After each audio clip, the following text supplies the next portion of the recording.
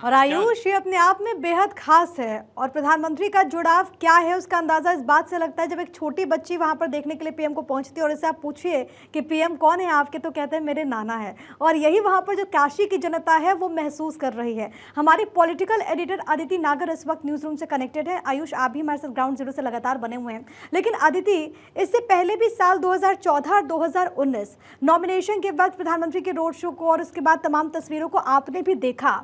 आज की जो तस्वीर है वो दोनों इन 2014 और 2019 से कितनी इसमें आप समानता देख रही हैं या फिर कितना फर्क आप अदिति देखती हैं? जो भी था 2014 या 2019 में उसका रंग गाढ़ा ही हुआ है, और रंग क्योंकि भगवा है तो वाराणसी और भगवामयी हुआ है। भगवामयी होने का मतलब ये नहीं कि भाजपामयी हुआ है। भगवामयी होने का मतलब सबसे ज़्यादा ये है कि राम के करीब हुआ है। और देखिए, सबसे बड़ी बात है कि काशी में जिसको राम पूजते हैं, शिव जी, उनका धाम है काशी विश्वनाथ। तो अगर इसको सांस्कृतिक रूप में देखा जाए तो ये अपने आप बहुत ज़्यादा कहानी बताता है। प्रधानमंत्री नरेंद्र मोदी ने उत्तर प्रदेश से एक ये बात समझते हैं कि कैसे अक्सर ये कहा जाता था कि उत्तर प्रदेश ही दिल्ली का रास्ता दिखाता है, और इसी उत्तर प्रदेश ने दिल्ली का रास्ता एक बार नहीं 2 बार प्रधानमंत्री मोदी को दिखाया। यानी इसी उत्तर प्रदेश की जनता ने नरेंद्र मोदी को 2 बार प्रधानमंत्री बनाया।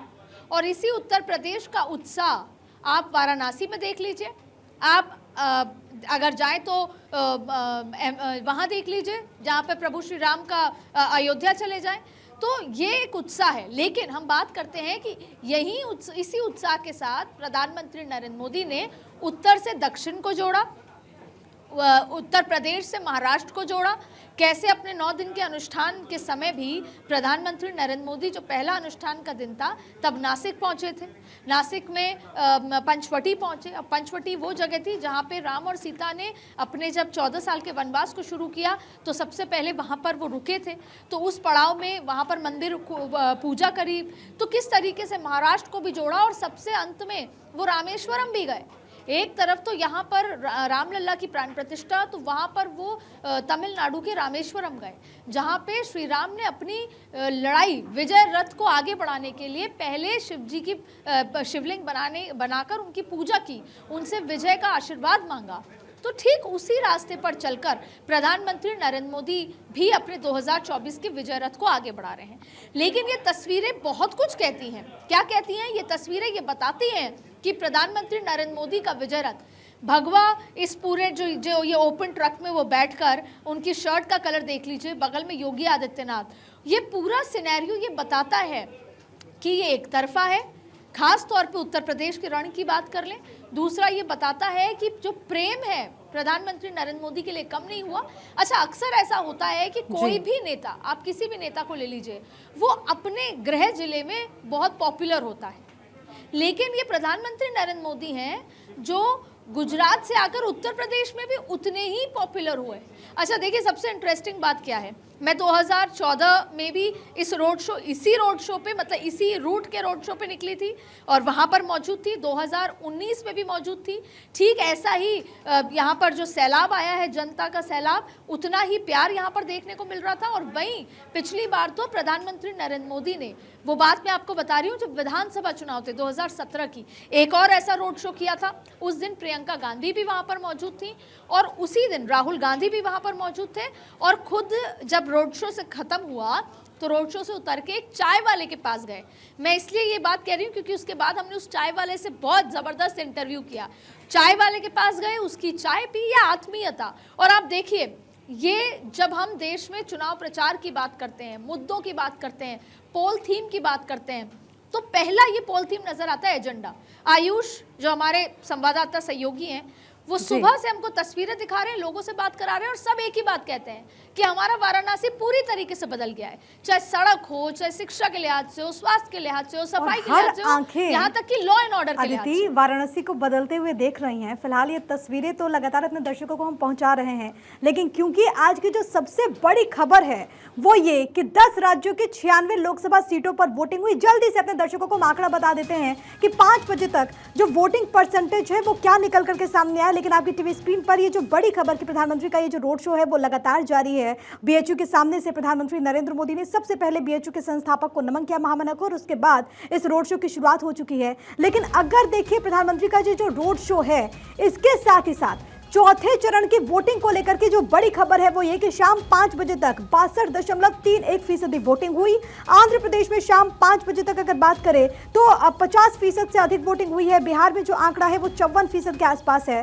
5 बजे तक जम्मू कश्मीर में 35% वोटिंग हुई है। तो जम्मू कश्मीर से जो वोटिंग परसेंटेज सामने आया है वो कम है कई राज्यों के कंपैरिजन में। एमपी में 68.01% वोटिंग, महाराष्ट्र में 52.49% वोटिंग हुई, ओडिशा में शाम के 5 बजे तक 62.96% वोटिंग हुई, तेलंगाना में शाम के 5 बजे तक 61% वोटिंग हुई है, यूपी में 56.35% वोटिंग, लेकिन पश्चिम बंगाल में सबसे ज्यादा 75% से अधिक वोटिंग हुई है। ग्राउंड जीरो से लगातार हमारे सहयोगी मौजूद हैं इसी तस्वीर के साथ कि प्रधानमंत्री नरेंद्र मोदी इस वक्त वहां पर कर रहे हैं मेगा रोड शो। आयुष और हरेंद्र हमारे साथ, हमारे सहयोगी ग्राउंड जीरो से लगातार बने हुए, हमारी पॉलिटिकल एडिटर भी हमारे साथ लगातार कनेक्टेड हैं। लेकिन हरेंद्र, आपके पास आते हुए, जहां पर इस वक्त आप मौजूद हैं वहां पर आसपास की तस्वीरें कैसी आपको नजर आ रही हैं?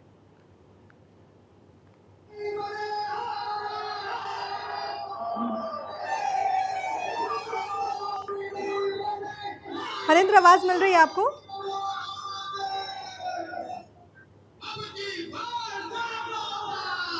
हरेंद्र, अगर आप मुझे सुन पा रहे हैं तो जरा तस्वीरें दिखाइए दर्शकों को।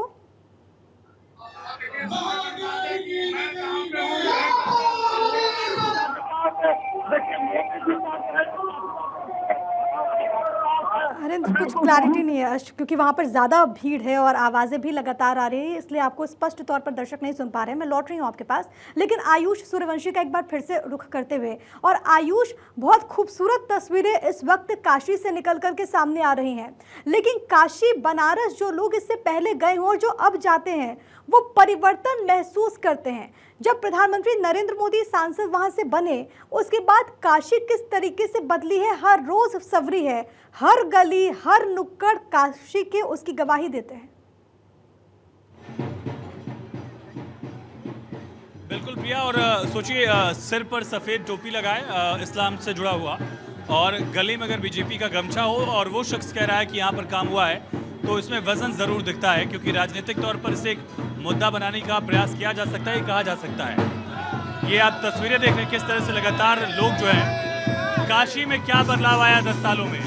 10 सालों में आदरणीय प्रधानमंत्री जी पूरे काशी में हर तरफ विकास का कार्य किया। पहले तो 24 घंटे बिजली मिल रही है, काशी में लगभग 5-6 जगह बम ब्लास्ट हुए थे, आज पूरे देश में कहीं बम ब्लास्ट नहीं हुआ। चारों तरफ ये रोड हमेशा खराब रहती थी, इतनी अच्छी रोड बन गई यहाँ पे। हर विकास के हर पहलू को छुआ है मोदी जी ने। आप लोग के लिए क्या 10 लगा? सालों में बहुत विकास हुआ है और आगे चल के और होता ही रहेगा। क्या बदलाव हुआ?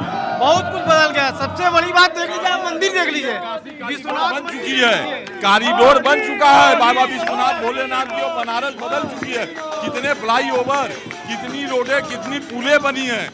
मड़ुआडी का रेलवे स्टेशन, कैंट का रेलवे स्टेशन, अभी बनारस सिटी स्टेशन और राजघाट जो है काशी स्टेशन का भी काम लगा हुआ है, वो भी बदल जाएगा। और बनारस की जनता बम बम कर रही है मोदी जी के नाम पर। 4 जून को बम बम कौन करेगा? भारतीय जनता पार्टी 400 सीटें जीतकर जो है केंद्र में फिर सरकार बनाएगी और मोदी जी पुनः प्रधानमंत्री बन रहे हैं, और हम लोग सांसद नहीं प्रधानमंत्री को चुन रहे हैं। बनारस की जनता यहाँ जो है सांसद को वोट नहीं देती है, सीधे प्रधानमंत्री को चुनती है।